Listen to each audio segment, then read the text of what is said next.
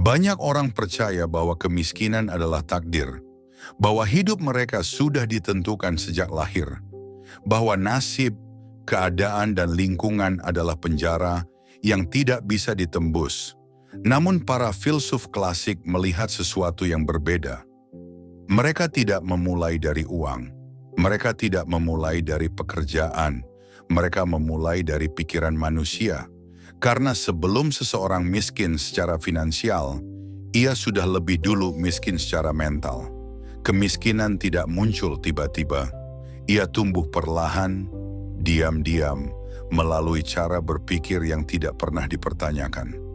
Pikiran yang terbiasa menyalahkan, pikiran yang menunda, pikiran yang mencari kenyamanan jangka pendek dan mengorbankan masa depan tanpa disadari. Inilah yang tidak pernah diajarkan kepada kebanyakan orang. Uang hanyalah akibat, pikiran adalah sebab.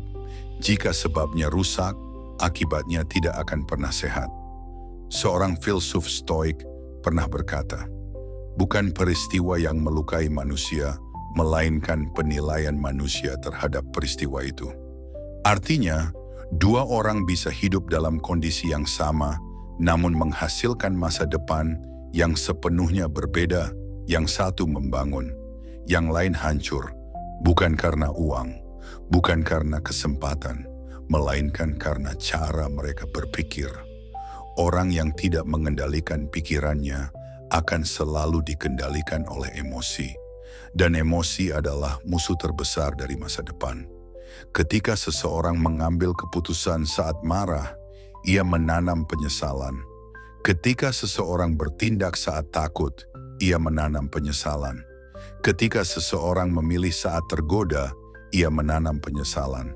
Namun masalahnya, kebanyakan orang tidak sadar bahwa mereka hidup dari keputusan-keputusan emosional setiap hari. Mereka menyebutnya intuisi, padahal itu hanyalah kebiasaan mental yang tidak pernah dilatih. Pikiran yang tidak terlatih akan selalu mencari jalan termudah. Dan jalan termudah hampir selalu bukan jalan yang membangun. Inilah mengapa banyak orang mengulangi pola hidup yang sama selama puluhan tahun. Bekerja keras namun tidak pernah bergerak. Berusaha namun selalu kembali ke titik awal. Bukan karena mereka bodoh, bukan karena mereka malas, melainkan karena mereka berpikir dengan cara yang sama setiap hari, setiap tahun, tanpa pernah menghentikannya. Filsafat klasik mengajarkan satu prinsip utama. Jika kamu ingin mengubah hidupmu, hentikan dulu pikiranmu. Berhenti bereaksi, berhenti menyalahkan, berhenti membenarkan kebiasaan lama. Karena selama pikiranmu berjalan otomatis, hidupmu juga akan berjalan otomatis. Dan hidup otomatis tidak pernah menghasilkan kebebasan. Kebebasan selalu dimulai dari kesadaran. Kesadaran bahwa tidak semua pikiran harus dipercaya. Kesadaran bahwa tidak semua keinginan harus diikuti. Kesadaran bahwa menunda kepuasan adalah kekuatan, bukan penderitaan. Orang yang miskin secara mental akan selalu berkata, "Sekarang saja dulu." Orang yang kaya secara mental berkata, "Aku bisa menunggu." Dan kemampuan menunggu adalah salah satu tanda tertua dari kecerdasan manusia. Bahkan dalam filsafat Yunani kuno, kesabaran dianggap sebagai bentuk kekuatan tertinggi. Bukan karena menunggu itu mudah, melainkan karena menunggu berarti kamu mengendalikan dirimu sendiri. Dan siapapun yang tidak mampu mengendalikan dirinya, tidak akan pernah mampu mengendalikan hidupnya. Hari ini, banyak orang ingin mengendalikan uang, namun tidak pernah belajar mengendalikan pikiran. Mereka ingin hasil tanpa disiplin. Mereka ingin kebebasan tanpa tanggung jawab. Mereka ingin kekayaan tanpa pengorbanan. Padahal alam tidak pernah bekerja seperti itu. Segala sesuatu yang bernilai selalu menuntut harga di awal. Dan harga pertama yang harus dibayar bukan uang, melainkan ketidaknyamanan mental. Berpikir berbeda itu tidak nyaman. Menolak kebiasaan lama itu tidak nyaman. Diam saat ingin bereaksi itu tidak nyaman. Namun ketidaknyamanan inilah yang memisahkan manusia biasa dari manusia yang membangun masa depan. Jika kamu masih merasa gelisah saat menunggu, emosional saat kehilangan, dan impulsif saat melihat peluang, itu bukan tanda kegagalan. Itu tanda bahwa pikiranmu belum dilatih. Dan kabar baiknya, pikiran bisa dilatih. Seperti otot, ia melemah jika tidak digunakan dan menguat jika dilatih dengan sengaja. Namun latihan mental tidak pernah instan. Ia dimulai dari satu kebiasaan sederhana, mengamati pikiranmu sendiri, bukan untuk menghakimi, bukan untuk melawan, melainkan untuk mengenali. Karena kamu tidak bisa mengubah sesuatu yang tidak kamu sadari. Dan inilah fondasi dari semua perubahan besar, kesadaran yang tenang. Di bagian selanjutnya, kita akan membahas bagaimana pikiran yang tidak terkendali secara perlahan menghancurkan keputusan-keputusan penting, tanpa suara, tanpa tanda, hingga suatu hari kita menyadari bahwa waktu sudah habis. Kesalahan terbesar manusia bukanlah keputusan besar yang salah, melainkan keputusan kecil yang dibiarkan berulang. Filsafat klasik mengajarkan bahwa kehancuran tidak datang dengan suara keras. Ia datang dengan kebiasaan kecil yang tidak pernah diperbaiki. Satu kali menunda tidak terasa berbahaya. Satu kali mengikuti emosi tidak terlihat fatal. Satu kali membenarkan kemalasan terlihat seperti hal sepele. Namun pikiran manusia tidak bekerja secara terpisah. Ia bekerja dengan pola. Dan pola yang diulang akan menjadi identitas. Inilah mengapa banyak orang merasa hidup mereka mandek, padahal mereka merasa selalu sibuk. Karena kesibukan tanpa arah adalah bentuk lain dari kebodohan mental. Kesalahan berpikir pertama adalah ilusi bahwa waktu masih panjang. Manusia bertindak seolah-olah kesempatan selalu bisa diulang. Seolah-olah hari esok pasti datang. Seolah-olah energi akan selalu tersedia. Padahal para filsuf sejak ribuan tahun lalu sudah mengingatkan, waktu adalah satu-satunya aset yang tidak pernah bisa dikembalikan. Orang yang menyia-nyiakan waktu bukan karena ia tidak tahu nilainya, melainkan karena pikirannya tidak pernah benar-benar hadir. Ia hidup di masa lalu atau berkhayal tentang masa depan, namun tidak pernah bertindak hari ini. Kesalahan berpikir kedua adalah mencari pembenaran, bukan kebenaran. Ketika seseorang gagal, ia jarang bertanya, kesalahan apa dalam pikiranku? Ia lebih suka bertanya, siapa yang bisa disalahkan? Lingkungan, keadaan, sistem, orang lain. Padahal menyalahkan tidak pernah memperbaiki apapun. Ia hanya memberi ilusi kenyamanan. Filsuf Romawi Seneca berkata, selama engkau menyalahkan orang lain, engkau menyerahkan kendali hidupmu kepada mereka. Dan orang yang tidak memegang kendali tidak akan pernah memegang masa depan. Kesalahan berpikir ketiga adalah mencampur emosi ke dalam keputusan penting. Banyak orang berkata, aku mengikuti kata hati. Namun yang mereka ikuti bukan kebijaksanaan, melainkan dorongan sesaat. Emosi tidak diciptakan untuk memimpin. Ia diciptakan untuk memberi sinyal. Ketika emosi diberi kendali, pikiran kehilangan kejernihannya. Orang membeli sesuatu bukan karena perlu, tetapi karena ingin merasa lebih baik. Orang memilih jalan mudah bukan karena bijak, tetapi karena lelah berpikir. Dan kelelahan mental seringkali berasal bukan dari kerja keras, melainkan dari pikiran yang tidak teratur. Kesalahan berpikir keempat adalah menghindari rasa tidak nyaman. Manusia modern menganggap kenyamanan sebagai tujuan hidup. Padahal dalam filsafat klasik, kenyamanan adalah jebakan. Semua pertumbuhan selalu berada di sisi yang tidak nyaman. Belajar tidak nyaman. Disiplin tidak nyaman, menunda kesenangan tidak nyaman. Namun ketidaknyamanan inilah yang membangun kapasitas mental. Orang yang selalu lari dari ketidaknyamanan akan selamanya bergantung pada keadaan. Dan hidup yang bergantung tidak pernah benar-benar hidup. Kesalahan berpikir kelima adalah hidup reaktif, bukan reflektif. Banyak orang hidup hanya sebagai respon atas apa yang terjadi. Ada masalah, panik, ada peluang, tergesa, ada kritik, defensif. Tidak ada jeda, tidak ada jarak, tidak ada kebijaksanaan.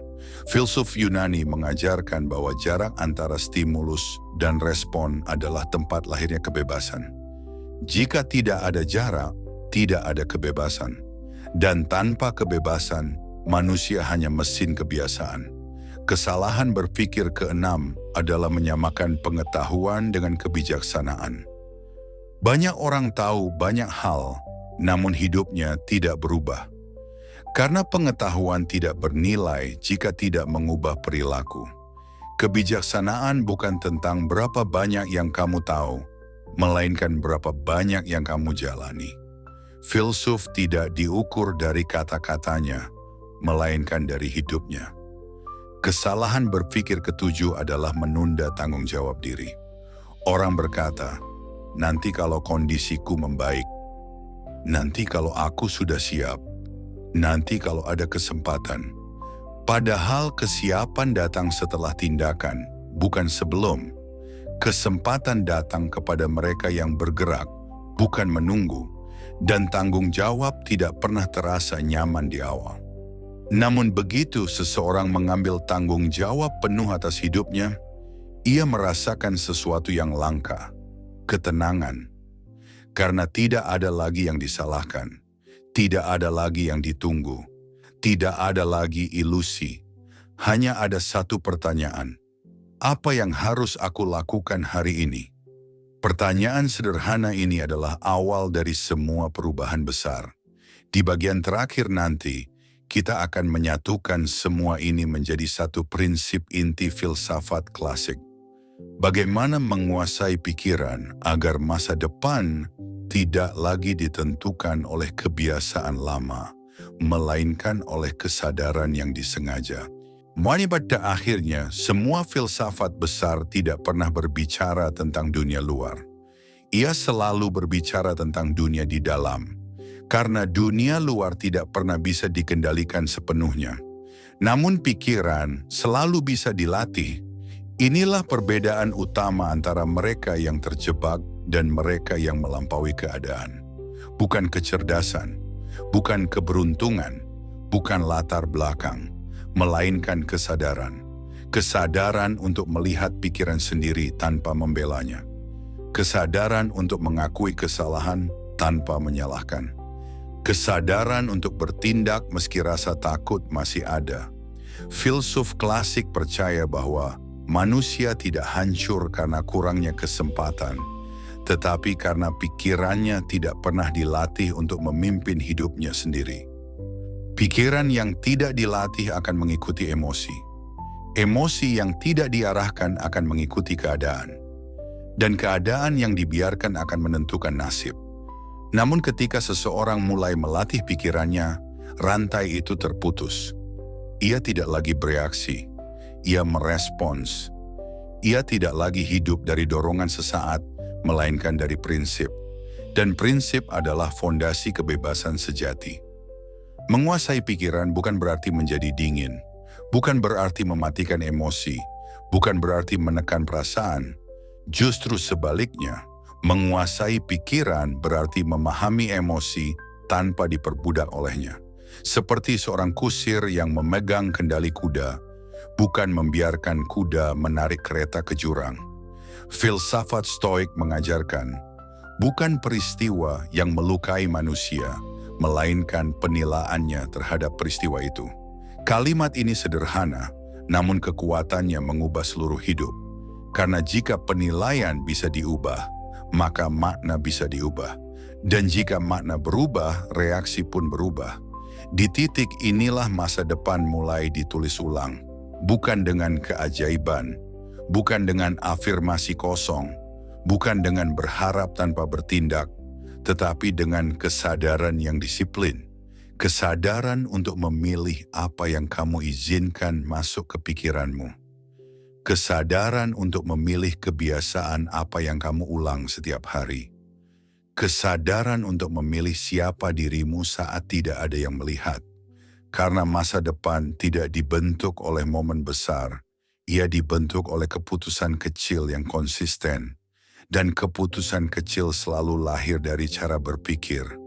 Jika hari ini kamu merasa hidupmu berjalan di tempat, itu bukan tanda kegagalan. Itu tanda bahwa sudah waktunya untuk berhenti hidup otomatis, untuk berhenti mengikuti pola lama, untuk berhenti membenarkan diri, untuk berhenti menunggu keadaan berubah. Filsafat tidak meminta kamu menjadi sempurna. Ia hanya meminta kamu menjadi sadar. Sadar bahwa setiap hari kamu sedang membangun atau menghancurkan dirimu sendiri. Sadar bahwa pikiranmu adalah rumah tempat kamu tinggal seumur hidup. Dan rumah yang tidak dirawat akan runtuh, tidak peduli seberapa besar mimpinya. Mulailah dari satu hal sederhana, amati pikiranmu hari ini. Bukan untuk menghakimi, bukan untuk melawan, hanya untuk melihat. Karena dari pengamatan, lahir kendali. Dari kendali lahir kebebasan. Dan dari kebebasan lahir masa depan yang tidak lagi ditentukan oleh kesalahan lama. Jika kamu merasa konten ini memberi arah baru dalam berpikir, bukan hanya motivasi sesaat, maka kamu berada di tempat yang tepat. Di channel ini, kita tidak membicarakan mimpi kosong, tetapi membangun pikiran yang kuat untuk menghadapi kenyataan. Silakan subscribe agar kamu tidak melewatkan perjalanan filosofi berikutnya. Karena mengubah hidup selalu dimulai dari mengubah cara berpikir, dan perjalanan itu baru saja dimulai.